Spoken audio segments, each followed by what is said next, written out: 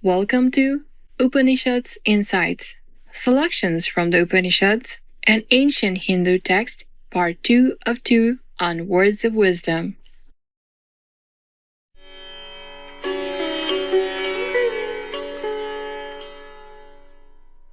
Hinduism is believed to be one of the oldest living religions in the world, with origins tracing back to the ancient Vedic civilization in India. The earliest Hindu spiritual text, the Rig Veda, was compiled in approximately 900 BC. Other sacred Hindu scriptures include the Upanishads, among others. Of all the Vedic literature, the Upanishads are known for their in-depth exploration of concepts that are at the spiritual core of Hinduism. The teachings in the Upanishads are generally presented as dialogue between teacher and disciple. Many of these conversations elaborate on the spiritual seeker's path to the highest inner truth. Included in the discussions are concepts like Atman, generally defined as the higher self or the soul, and Brahman, the Supreme Lord who represents absolute truth. The oneness of soul and God is also key to Vedic teachings and leads to further discussions about the unity of all life and the unchanging nature of truth. Let us continue learning of the nature of Brahman and the path to oneness with Brahman, leading to liberation and bliss. Taittiriya Upanishad, 2nd Valli, 7th Anuvaka. In the beginning, this was non-existent, not yet defined by form and name. From it was born what exists, that made itself itself, therefore it is called the self-made. That which is self-made is a flavor, can be tasted, for only after perceiving a flavor can anyone perceive pleasure. Who could breathe forth?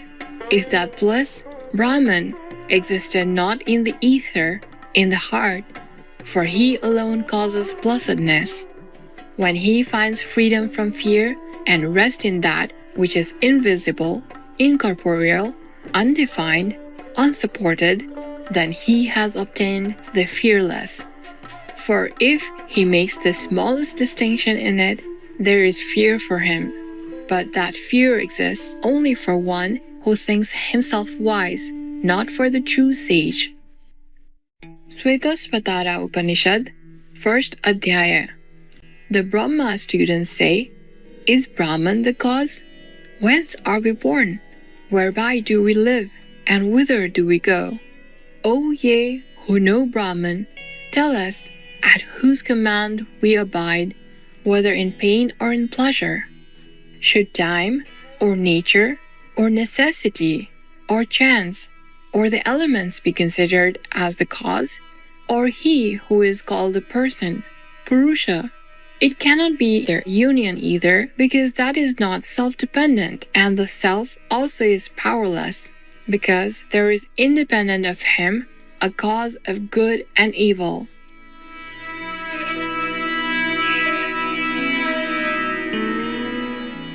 The sages, devoted to meditation and concentration, have seen the power belonging to God himself, hidden in its own qualities, guna. He, being one, superintends all those causes, time, self, and the rest.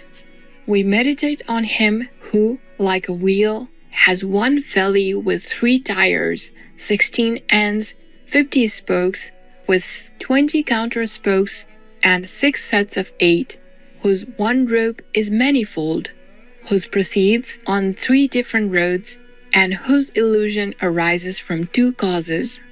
We meditate on the river, whose water consists of 5 streams, which is wild and winding with its 5 springs, whose waves are the 5 vital breaths, whose fountainhead is the mind, the course of the 5 kinds of perceptions.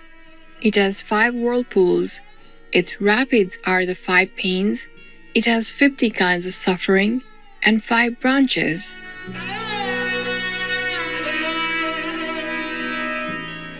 In that vast Brahma wheel, in which all things live and rest.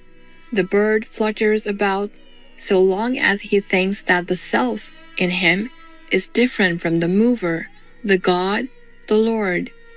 When he has been blessed by him, then he gains immortality. But what is praised in the Upanishads is the highest Brahman, and in it there is the triad. The highest Brahman is the safe support.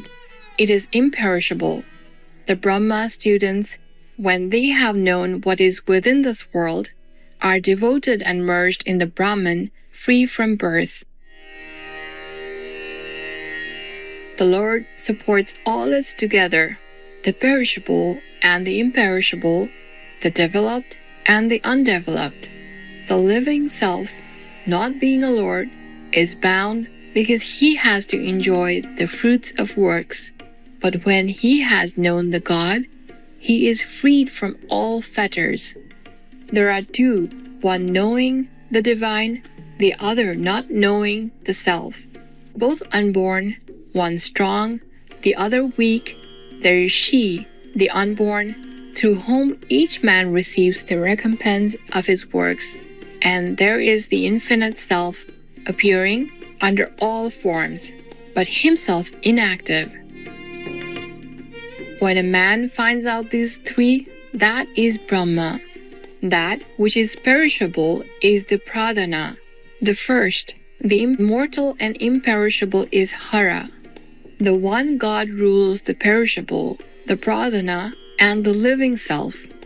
From meditating on him, from joining him, from becoming one with him, there is further cessation of all illusion in the end.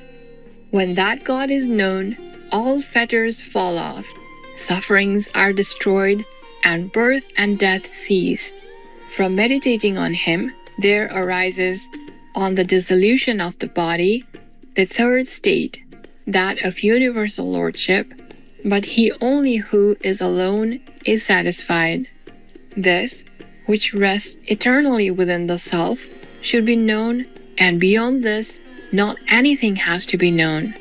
By knowing the enjoyer, the enjoyed, and the ruler, everything has been declared to be threefold, and this is Brahman. As the form of fire, while it exists in the underwood, is not seen, nor is its seed destroyed, but it has to be seized again and again by means of the stick and the underwood, so it is in both cases, and the self has to be seized in the body by means of the pranava, the syllable Om. By making this body the underwood and the syllable Om the upperwood, man, after repeating the drill of meditation, will perceive the bright God like the spark hidden in the wood. As oil in seeds, as water in dry riverbeds, as fire in wood, so is the self seized within the self, if man looks for him by truthfulness and penance.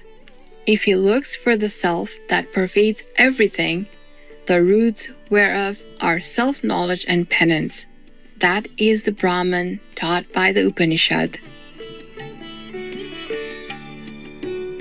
For more information, please visit Internet Sacred Text Archive, sacred-texts.com.